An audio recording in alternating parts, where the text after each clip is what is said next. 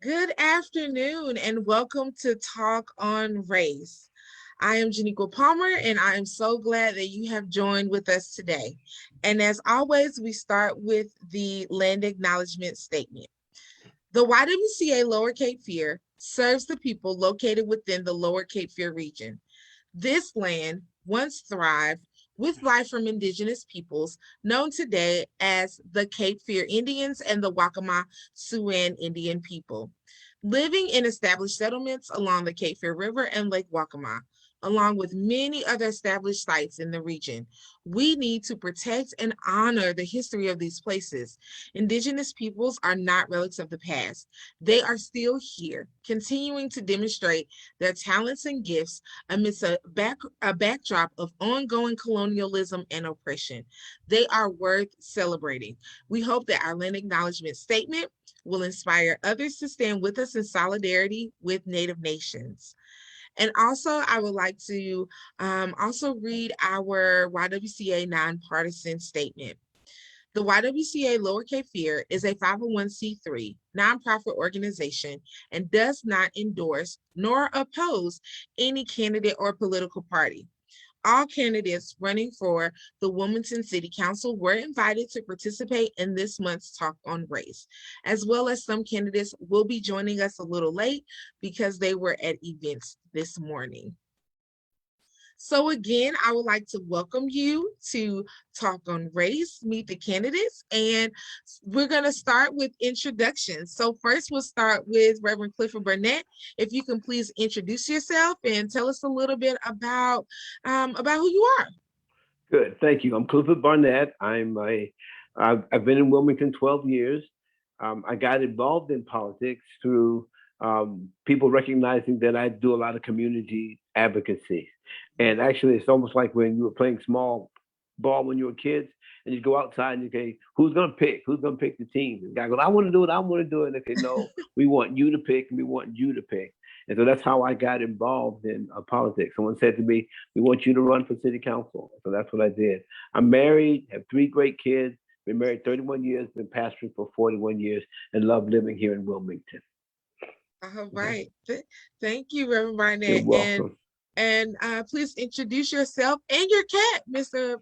Paul, because he seems like, I don't know if it's a girl or boy. The cat said, "I want to be on Talk on Race too," Yeah. and we don't discriminate. Okay. Well, yeah, everybody who thinks they own a cat knows who's really in charge around there. Right. My name is Paul Aller, and I'm a North Carolina native. Grew up in Charlotte, went to state, picked up an accounting degree, lived in Raleigh for a while, lived in Chicago for a while, Washington, D.C. for a while. And then Patricia and I decided it was time to return to North Carolina and moved to Wilmington. And I guess we've been here 14 years now and have loved it. And I think that it's a wonderful community. I just mentioned the cities I've lived in because, as we talk through the issues, having seen different cities, seeing how different cities meet the same challenges that Wilmington has, I draw a lot from those experiences. So you'll hear that as we go further today. Okay. And could you tell me how you kind of got into politics? What is your, in many ways, political story? I guess I've always found politics interesting because that's where all the issues in our society come together and get resolved or ignored or whatever happens. And I think with my background, my experiences, my involvement over the years, I had something to contribute to Wilmington, having seen a lot of cities, seen the challenges, read a lot of things, and tried to understand what's going on around me. And, it seemed like a place I could be useful. Mm-hmm. Yeah. And you, Reverend Barnett, how did you get into politics? I know it's probably natural Again, for you, but it was no, I didn't really come to Wilmington thinking I was going to be a politician. I came to pastor Warner Temple Church, and as I mentioned, it was MLK weekend when Earl Sheridan stood up and said, "I'm not running for city council this term." and he was the only African American on the city council. So my wife said, "Who could take his place?" And I really said under my breath, "I could do that," you know. And I go to an event that Hollis Briggs is sponsoring, and I go to that event, and a lady sitting at the desk, Mr. Sheridan and I are walking to sign up at the same time. And she literally says, "There goes our old city councilman. Here comes our new city councilman." I go into the building. A lady walks up to me and says, "You need to run for city council. I'm going to give you your first $1,000. The next day, I go to an event, Martin Luther King event, breakfast at UNCW. A man comes up, puts his arm around me, and says, "Hey, your name keeps coming up. We want you to run for city council." And that's how I got involved in city council leadership. The key, I think, is when finding leaders, is not always the person who volunteers says, "I want to do that, I want to do that." Oftentimes, it's the person who's already doing it, and then we select them to be the leader. And I think that's how it happened with me. So that's how I use the example of when you play football with a kid, who's going to be the leader? They pick the leader. People say, "Yeah, we trust you." And so that's what I think happened with me. Folks are saying in this community, "We trust you because of what you do, and we want you to be our leader in this position." So that's how I got involved here. Yeah, wonderful. And we have Mr. Charlie joining us as he is logging in. So glad he can make it. And what, in your words, what do you see yourself as a city councilman? What do you see yourself doing and accomplishing? What do you think that your role is in the community as a part of city council? What would it be? What would that look like? That to me, or Paul. Go on, either, Paul. both, either or, and both and. Okay. I think what council needs to focus on is how do we advance the entire community. We need better opportunities for everybody, and that's from folks at the sort of bottom of the economic rung to the top of the economic run, because we are better off if we have everybody participating. For years we've left a lot of folks out. That means we don't have, at a very, very practical level, it means if you have a restaurant, you don't have as many customers who can come in. You don't have as many people who can buy your product. As a consumer, you don't have as many people offering a restaurant. You don't have as many people offering a business. But if we get everybody involved, I think that's good for the community. And for so many of our social problems, our challenges, all those other sorts of things, if a person has decent economic opportunity, that changes their attitude. It gives them hope. It gives them a belief in tomorrow. And so we can sort of move everybody along. I think that's really the best strategy for everybody, even if not everybody realizes that. But that's what we need to do.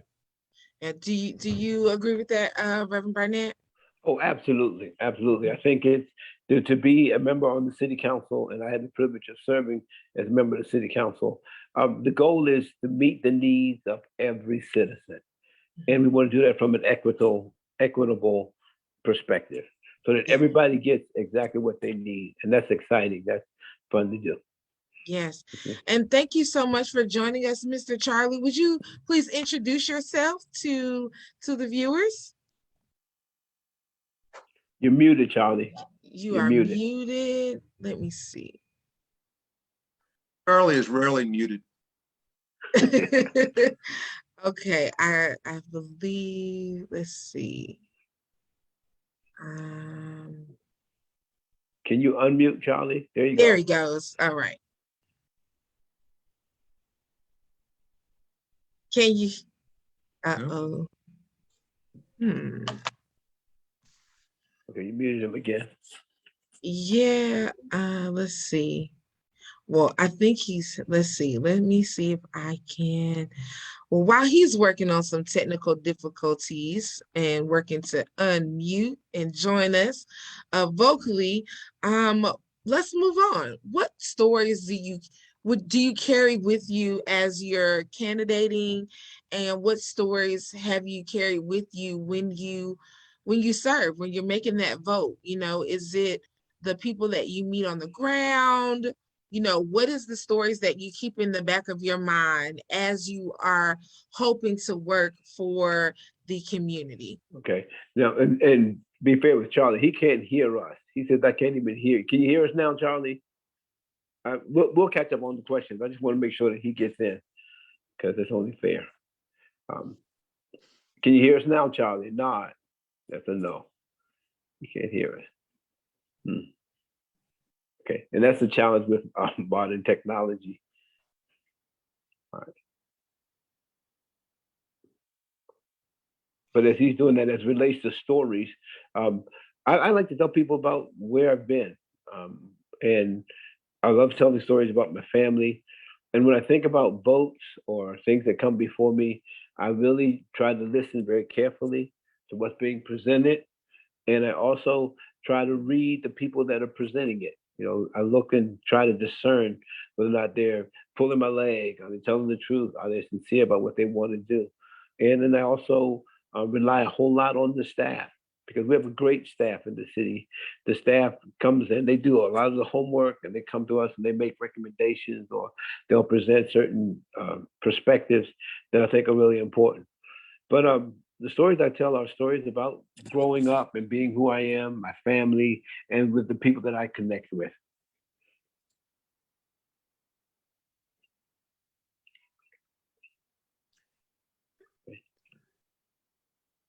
All right. Is there a phone number Charlie could call? Okay. He is going to try to log out and then log back in. Okay. I'm working on this end Good also deal. to try to give him some direction. So we're not gonna leave him out. Absolutely. But we try to be flexible and adaptable in these ages where, you know, technology is the way that we're communicating. So we won't leave him out, and we'll try to catch him up once he logs back in. So the same question for you, Mr. Paul Lawler. You know, as you are candidating and as you're walking around the city, what are some of the stories that you take with you and that you keep with you to kind of ensure that you are listening to maybe the heartbeat of the community? I think a lot of it's the people you meet. You know, you get the reports, you get the statistics, you get the all the sort of official information. But you know, when you find somebody who's actually in the position that you're talking about, you know, that sort of takes it from the hypothetical or the classroom into reality. When I had a conversation with some people who live right around the corner from Cliff's Church. They talk about how many school programs there were, or how many young people programs there were when they were kids, and how those programs don't exist anymore. And it's one thing to get a report that says we have this many programs. It's another thing to say, well, we used to have these programs, and we go over here to Boys and Girls Club up the street had a much bigger baseball program when these folks were kids. Taylor Homes didn't exist. These Taylor Homes didn't exist, and it was something else. There were places there for kid programs, and that sort of thing has an impact when you find the folks. You know, one of the things is we have a lot of kids who go off to college and can't come back here because there's no jobs here. And when you talk to somebody who says, yes, my son went to state but had to take a job in Charlotte or Atlanta and couldn't come to Wilmington, you know, that sort of thing really resonates, and that makes it real. And then, you know, some of the stories, where I'm living, there's a lot of gentrification, and I sort of take the story of how gentrification happened in Washington, D.C., where I lived for a while, and, you know, it was sort of quiet and sort of built up, and then it was just like a huge tidal wave. And so I take those experiences too when I talk about what's going, or growing up in Charlotte and seeing a new road built or a new development and finding that was instantly full of cars and instantly full of houses. So when I talk about, you know, every now and then I'll say, oh, well, that's happening and that's going to be a huge traffic problem. And people kind of look at me wondering how I know that, but that's what I saw in Charlotte. That's what I saw in Raleigh. And so it's those sort of experiences, I guess, to carry with you. Mm-hmm. And you've already talked about affordable housing and transportation. So what do you think are some of the barriers in our community when it's regarding affordable housing? I think there's a series of issues. Sometimes people try to sort of narrow cast it and say it's this box. We have a bunch of problems, I'd sort of say, in that area. There's a lot of anecdotal stories of people selling houses on the north side and not getting what I would consider the most money they could get. Somebody will come along and offer some money, but the first time you make an offer, you're not going to offer your top dollar. And some folks don't have experience here. They take that first offer and they're not getting full value. And that's unfortunate, because that means whatever wealth they've accumulated, they're not getting every penny they could get. We have a huge problem with so-called heir properties, HEIR. Mom and dad had a property, they've passed on, it goes to siblings or the kids, and the property just sits there not being used. I think there are 12 or 1,400 of these properties in New Hanover County. And if more of those were either sold so the heirs could get the wealth out of that, or they would rent it and so it could be occupied, that would go a long, long way. And I'm also convinced we have a lot of people in Wilmington who can afford to buy a house, but they've never done that. Maybe they don't know how, maybe they don't know that they're welcome to do it. And so I think we need to try to reach out to those people, because all of the official task force the city put together estimates we have an affordability challenge of 11,000 housing units, 11,000. Wow. And if you add up all the proposals and assume that all the proposals happen, maybe we'll get 2,000 units. So if we only do it with the programs, we're never going to begin to cover. And the affordable challenge in 2021 is less than it's going to be in 2022, less than it's going to be in 2023, and on and on. So I think we need to kind of reach out and engage people in Wilmington who have property and how they sell it or dispose of it, and reach other people who can afford to buy a house and say, here's how to do it. So we get residents of Wilmington engaged in home ownership. Yes. And I know home ownership is a barrier here in the city. And so what are your thoughts, Reverend Burnett, as you know? Thank you. Awesome question. I think when we think about affordable housing, is first of all, I think we need to recognize what the council has already done. And that is, first of all, we placed $5 million in our budget this year to make affordable housing a priority. I believe that the voice of the council is that we want to provide more housing, especially for workforce housing, we call it. And I think there's some misconceptions. Most people may not really understand when we say affordable housing. What the real statistics are is that about 30% of your income should go toward housing. Mm-hmm. And what we're finding is people spend way more over than that, because they're not making enough money. So one of the problems that we have to have is we have to bring in new jobs that will raise the salaries, that will help people so they can work in Wilmington and stay in Wilmington.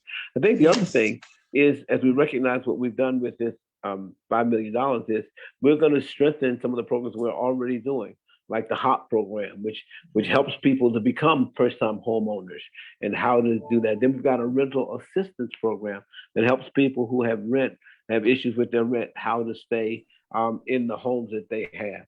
And of course, as Paul mentioned, the heirs property, we got to work on that as well. So one of the things that I'm really excited about is that housing, affordable housing, is one of my top priorities. And I believe that it's the priority of the members of the city council. We just had an event come through to us just at the last meeting where a builder has petitioned to build 267 affordable homes.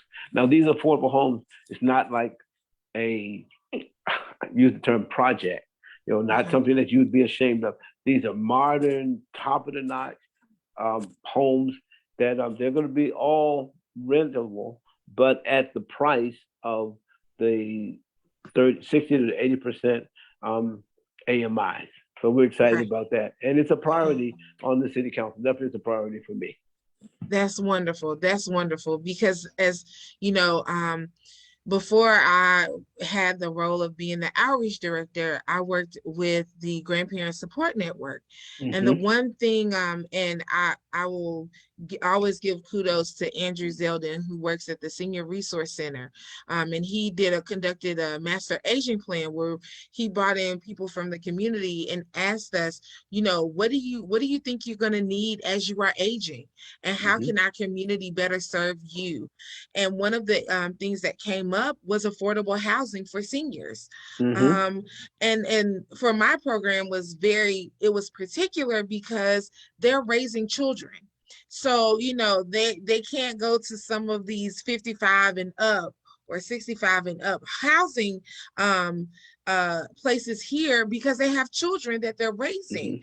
And Mm-hmm. so one thing that I would love, for people to think about and for the council to think about, and hopefully, when you all are elected, is to think about those grandparents who are raising Mm-hmm. grandchildren who cannot who don't qualify for this program and don't qualify for that program, and because maybe they don't have legal custody, so they are not getting the state assistance, and they're really kind of struggling trying to find housing and appropriate and good quality housing for their families. And so, some of my clients fall through those loopholes of some of those excellent programs that you have because they have a unique situation. Mm-hmm.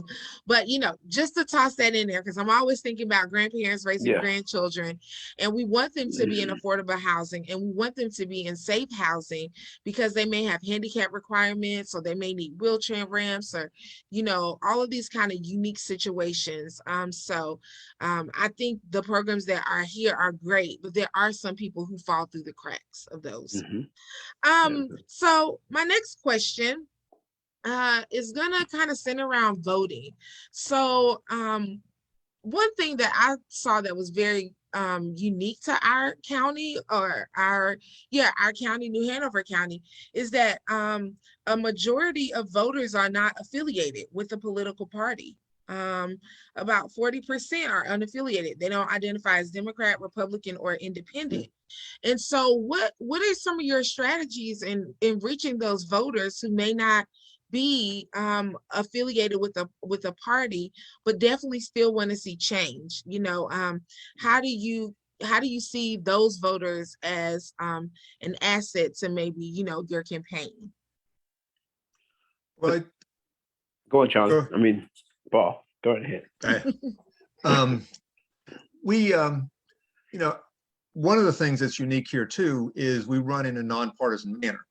Mhm. So this is, we're not running as Democrats or Republicans. Obviously, all of us are a Democrat or Republican. We're not running sort of on a party ticket. And so I try to, I believe that when I talk about affordable housing, when I talk about jobs, when I talk about transportation, any of those sort of hot button issues, I think what I offer is something that's of value to everybody, whether you're a Democrat, Independent, Republican, or Correct. some other flavor.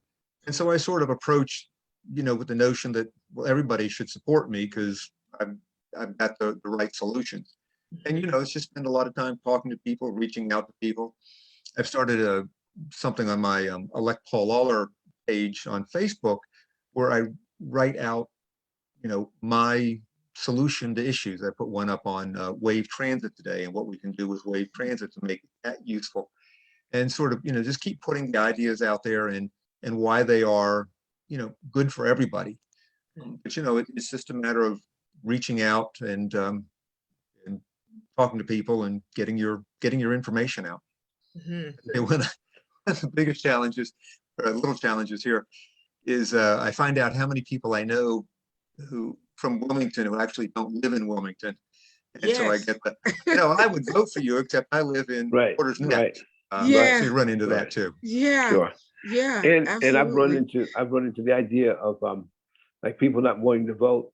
Is I remind them of the history of voting, especially if they're African American, and how, for example, many people sacrificed their lives in order that we would have this right to vote. And then I also try to emphasize, especially to young people, that this is the way that we can change things. This is the way that the democracy works. It really works. And I encourage people that every vote matters. The last time that Paul ran, he lost by 5 votes. Yes, and You before know, me, Alethea Hankins lost first go round by 5 or 6 votes. So yeah, yeah. So we're the poster children for every vote counts. every vote matters. You know, so Every vote matters. every vote Yes. matters. And also tell kids as well as adults that this is to helping our future. You know, because the people that we elect are those who are going to lay the platform, the ground rules, the groundwork for what's going to happen 50, 40 years from now. And folks may not even remember our name, but it's important that the things that we do now will affect them 50, 100 years from today. You know? And so it's Absolutely. really important that we put the right people in position to help the whole citizens of our city, help all the Absolutely. citizens. And one of the things that I also, when I was thinking about when we were constructing this talk on race, is we were looking at the voter ages, and we saw that the one of the gaps is like from 18 to 25, those voters only voted, I think, at around 60% for North Carolina. And so when I'm thinking about college students, and I'm thinking about even the kids in the grandparent support network as they have reached 18, how do I also ensure that they understand that the presidential election is important, but so are our local elections? And I think as you were talking, Reverend Barnett, about laying the groundwork and the foundation, when I think about city council, I think about local. I think about our local policies, what is going to affect me as I'm trying to get to work and I'm sitting at a light, 5, 6 lights pass, and I'm just inching through. Some of those frustrations are the things that I urge young people to think about and why they should vote in the local elections. And so, do you have any thoughts about, how to galvanize and encourage the younger voters to let their voice be heard? Because sometimes they're not thinking necessarily about affordable housing, because they may be students. They may not necessarily be thinking about retirement and all of the taxes and all of that yet because of their age. So what do you say to some of the young voters who may not see the local elections as as important as maybe a presidential election? Well, I remind them that it is vitally important. We had a group who came to us who wanted some work done, I think, at Mays Park, or the park on down near where my church is. And they wanted some renovations. And they came, and every time they would come before city council and stuff, we would talk to them and we would encourage them. And one of the things I reminded them of was that the process really works. It takes time, but it works. And what I would encourage people who look at their vote, that recognize that it takes time, it does work, but also don't give up on it. This is the system that we're using to change the city, so you don't give up on it. And I encourage people that when they vote, that they talk to their elected officials. We're different from those who go to Raleigh and then come back home. We're right here in the grocery store. You can see us at my church. You can see Paul walking the street on the north side. We're right here in the city. You can stop and call us, talk to us. And that's how we're right here. That's so important. That's why it's so important that you vote, everybody, because you want to put the people that have your best interests in those positions when they're there to make those decisions. Absolutely. We had when I was on council before, we had an example of some people who wanted changes to Portia Hines Park. And they came before council and they talked with council members, and they met with council members. And, many of them were quite young, and I'm sure they could not believe how long it took for some of these steps to take place. But because they did, and the city found the money to do this, and the planning is done, and I believe they're now about to let the contract for that to occur. So Portia Hines Park will be a little nicer place than it has been in the past. We had another another great example, so much younger people, but some other folks came to the city. They wanted to rename North 3rd Street in honor of Joseph McNeil, who was one of the four. He was from Wilmington. He was one of the four young men who sat at Woolworths to get, they say, a lousy cup of coffee, because just that's all they wanted. And Woolworths coffee ain't good, but and they were treated to terrible abuse. And they eventually succeeded. And then he also went on and became a major general in the United States Air Force. So we agreed to make North 3rd honorary Joseph McNeil way or something. And so, I think as people see things being done, that will help a whole lot when you see responsiveness. And like Cliff says, we're in the grocery store, we're going to the dry cleaners, we're around town. We're you go to the city's website, you can look up our emails and our phone numbers, and you can contact us. And most council members, I think, are pretty good about responding to most emails. Then you get the word out, and so you show that when they see the responsiveness, I think that helps a lot. But like you say, issues like traffic, issues like decent jobs. I mean, how many people come to UNCW and stay here and do a job that's not really a career job, but just they want to be here? And so we need to give them better opportunities. And so I think, as Cliff says, with the right leadership, we can get some of that done. And that's good for everybody.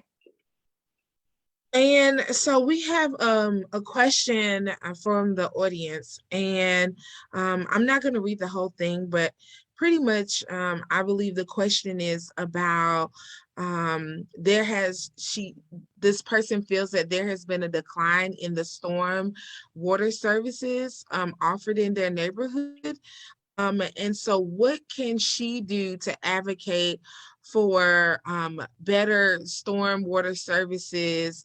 I'm thinking like the storm drain clogging up, and she said this person has reached out, but any suggestions on what she can do or they can do to advocate for the city to kind of help with some of the flood prone areas so that there's not as many floods that happen. And I'm guessing maybe this person is even talking about like the rain that we had a few weeks ago, where a lot of our waterways flooded and cars got flooded.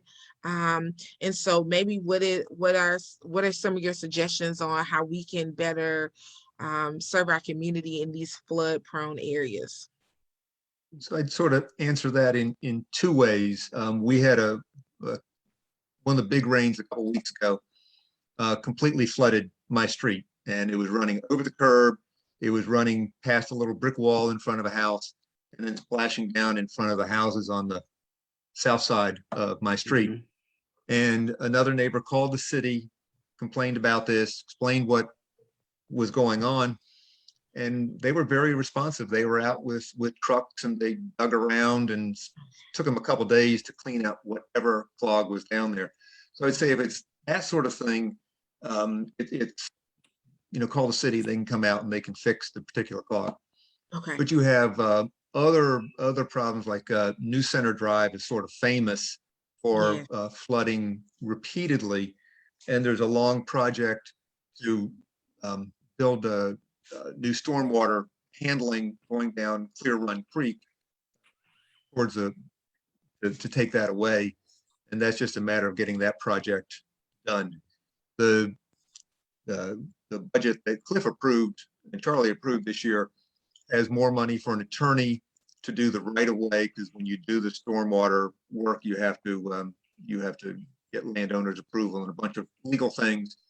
But also to get some project managers who could run some of these things so we get the project done.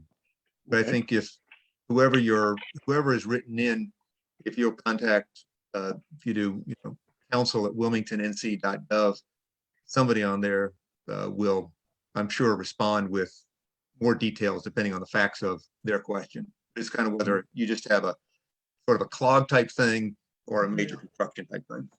Correct. Thank you so much. And we are all concerned. I'm very concerned about the infrastructure in our city and about the drainage. Of course, some of the responsibilities of the drains is a result of the DOT. So they handle that, and that's part of stuff that comes through the county. But if you have a problem, the easiest way to solve it is to call the city council. Paul put in the email address. You can write us, and we'll help you get that done. But we have put about $2.5 million in infrastructure repairing. We're trying really hard to repair streets and repair what happens under the streets. So it's a work in progress, and just definitely let us know. But keep calling us and keep sending that information to us. We'll definitely try to see what we can do to make sure that is fixed. Yes. Thank you so much. And say that figure again. Y'all have invested how much? $2.5 million has been targeted toward annual enhancement of streets, roads, infrastructure. As a matter of fact, there'll be a presentation tonight about what we're doing to resurface and to build streets, and to work with that process. And we are. There's a plan that we have in mind to really improve the infrastructure and to prevent future flooding. Unfortunately, we live in where we live. We're surrounded by water. By water. We live where we live. We live where we live. Yeah. Okay. Absolutely. And another question that I do have for both of you, the YWCA participated in where we contacted all of our legislators and members of Congress for our area to support three major things. And I see this was also a question that came up in the chat. One was about the promotion of the Child Care Act to bring more money to I believe it's called the Child Care Workers Act, to bring more money to the child care industry. Because as you know, about 93% of women are essential workers in the child care industry, but they are also among the lowest paid. And so, we talked about that, increasing finances for childcare workers.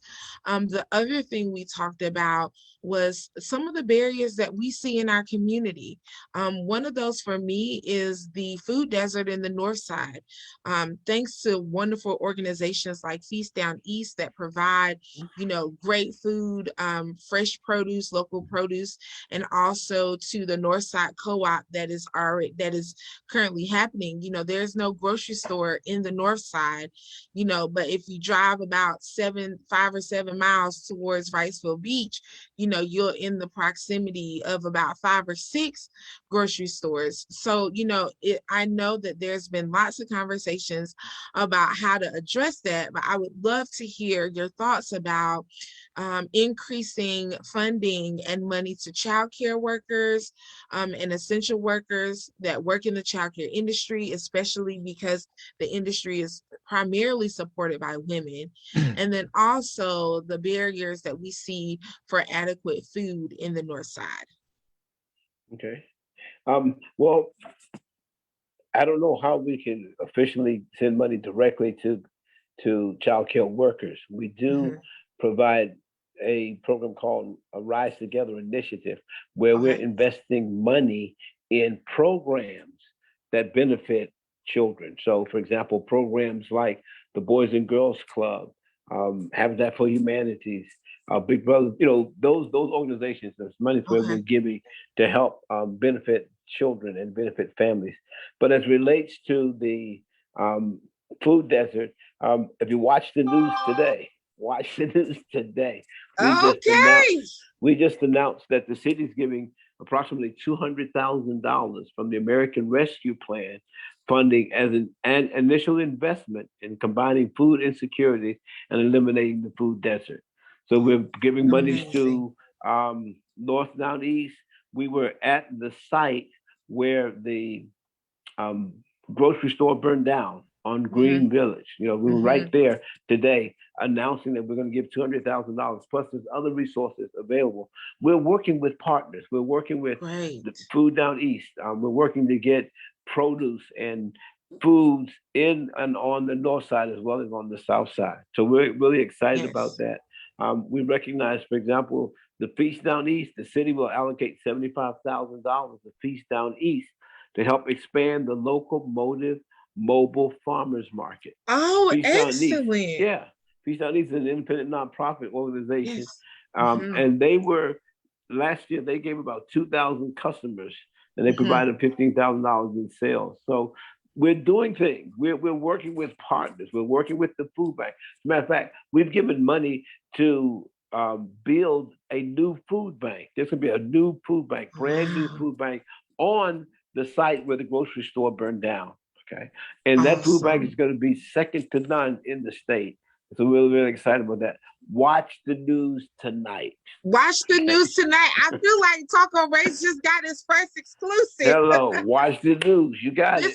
I mean, it's so good to hear because it's something that, you know, we have been talking about. And Feast Down East is also a great partner with the YWCA Lower Cape Fair, as they have, we came together last year in COVID and provided, you know, tons of food and food bags to our clients weekly. You know, we were delivering food weekly, grocery bags, 20 bags of groceries, 20 to 40 bags of groceries every week to clients. And, you know, it's not until one of my interns said to me when we were out delivering in the north side to clients, she was just like, where's the grocery store? Right. And I said, you know, there's not one here. And then we, you know, started thinking about, well, what is life like as a mom with maybe 2 kids, having to get on the bus, lug the kids on the bus, maybe even lug a stroller on the bus to get to the grocery store. Once they change buses to get to the grocery store, then you got to get the groceries, then lug them all back to the bus stop, then lug them all on the bus. And that's not even thinking about getting home. So to hear that, you know, this big announcement is coming, we know that this is the best step for our community. So thank you for that. Thank you for that. Was there something you would like to contribute, Mr. Paul? Yeah, I think, you know, I just say that one thing that people who are concerned about this can do is one, at 11th and Princess, there's a co-op, food co-op, they call it Frankie's Farm, I think. It's there every Saturday. And, you know, I think I would urge people to support that. And then there's in the old Farmer on Front Space, there's some sort of new kind of food store coming in there. And I would urge people to support that. Because you know, the people that run the Harris Teeters and the Food Lions of the world, they're going to look at things like that and they're going to say, is there a customer base in this area? You know, they're going to say, can I make $1 here? And if we support what's there, that'll be a powerful message to the Food Lions, the Aldis, the Lidls, and all the rest of them to say, yeah, if you locate a grocery store in the north side, and particularly with all the new apartments and all the new people moving into the north side, that they can have a very profitable operation, because that's, you know, that's what they look at. If we can speak their language, I think that will help an awful lot, because you know, these other things that are being done are nice, but to really have a variety, really have a consistent supply of food, you need a grocery store. And you know, so we need to send the right economic message to those people so that they will consider opening one on the north side. Yeah, and I you know, I definitely hear that, but I think some of the frustration, you know, with that is that, but there are people there. And so regardless of their economic status, they should still have access to good quality food. And I think I think that's hard for major corporations to hear. You know, if we put 2 locations in here, we'll make more money. But, you know, I think at the end of the day, regardless of economic status, if there is a hub of people, they should have access to food. And they should have access to good quality food. I agree with you. I'm not disagreeing with you. I'm just pointing out that you know, what they're going to do is say, can I make $1 there? Yeah. That's their first, second, third, and fourth question. And we can demonstrate to them that they can if we support things like the co-op, if we support things like the place on North Front, and they'll get the word and they'll figure that out, that there are customers. And yeah, they should provide it, but I always like to be real about what we can do. And so that's why I say one of the things that everybody who lives in that area can do is support these fledgling efforts. And I think some of the people involved with the co-op are very much in that mindset. They know that the co-op can't supply the thousands of different products that people need from a grocery store. But if they can demonstrate that a grocery store would work there. The other fun thing that I like about the little co-op there, you'll find a number of entrepreneurs in there. People who started little food businesses, little cosmetic businesses, all sorts of neat little businesses. Because we talk about economic development, it's very much about entrepreneurs, people creating a business here that creates jobs and creates investment in the community. And you'll find a lot of those people at the co-op. And so if you support it, you're supporting them, and you're supporting the idea of getting a real grocery store on the north side. Absolutely. And I think we might just agree to disagree a little bit, because I definitely understand that big companies, they want to make the money. But I think the one thing that I do love about Northside and I love about Feast Down East is they did not start from the economic advantage of what's going to happen here. They started with, they saw a problem and they saw a need in the community, and they fulfilled it. They fulfilled that need by any means necessary. And I think that the people who live in the north side have benefited from those efforts. And I am perfectly fine with Feast Down East maybe opening up a grocery store versus maybe a big giant like a Food Lion or a Lidl, because then I know that they will always have the best interests of the people that they serve. And my last question, go ahead, Reverend Burnett. I was saying that's going to be a part of, that would be a part of what happens at the food bank. And just so that everyone will know, the city receives what we call American Rescue Plan Act funding. We got about $26 million. We're actually allocating $9 million of that $26 million for food. Oops, lost everybody. Making sure that the food and security. We lost you at $9 million. Okay. Well, the $9 million is coming from the American Rescue Plan Act, and it's funding to combat food insecurities. And it's a part of our city's commitment to invest in securing food, especially on the north side as well as the south side. So again, watch the news today. We're gonna watch the news tonight. Everybody watch the news tonight. Is it gonna be on WWAY and WECT? All channels and Spectrum. Absolutely. Okay, wonderful. We are gonna watch it. And my last and final question maybe is, what are your thoughts on declaring racism as a public health crisis?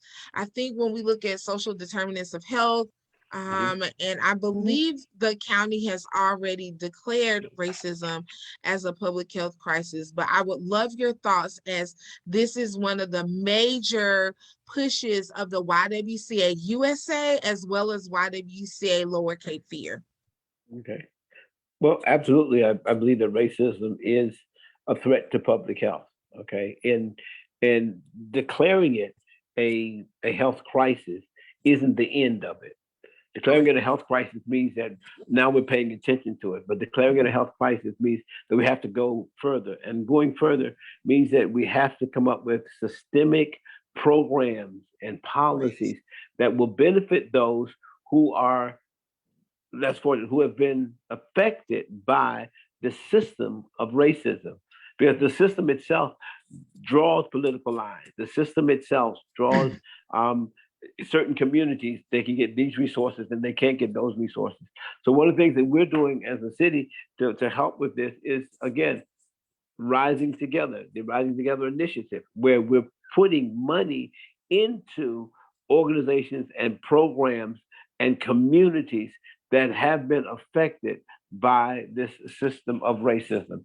Yes, definitely I'm in favor of recognizing it as a threat to the health of certain members of the community, increasing diabetes, heart disease, all those things that affect us, obesity, because there is no good produce on the north side. So kids eat the junk and rather than eating the fresh corn or the vegetables and things like that.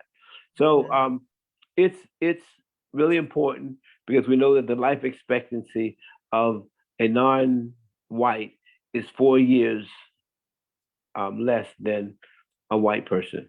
And we also know that scientifically it affects the potential of our community growing, the potential of doctors and lawyers and teachers and physicians and all those things coming out of a neighborhood because they don't get the right resources that they need.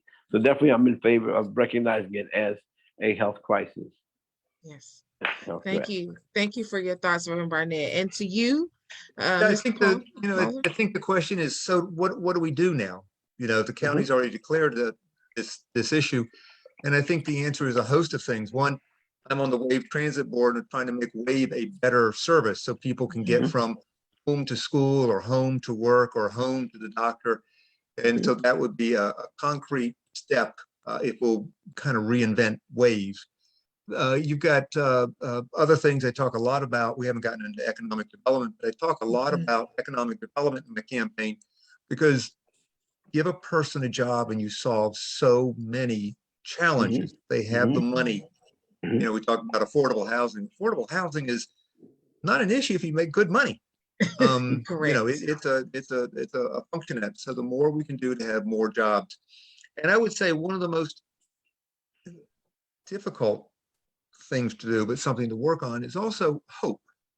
If people don't think they have hope, if people don't think they have a future, it's really hard to get them to vote, to have faith in the system, to not choose a career in crime, to not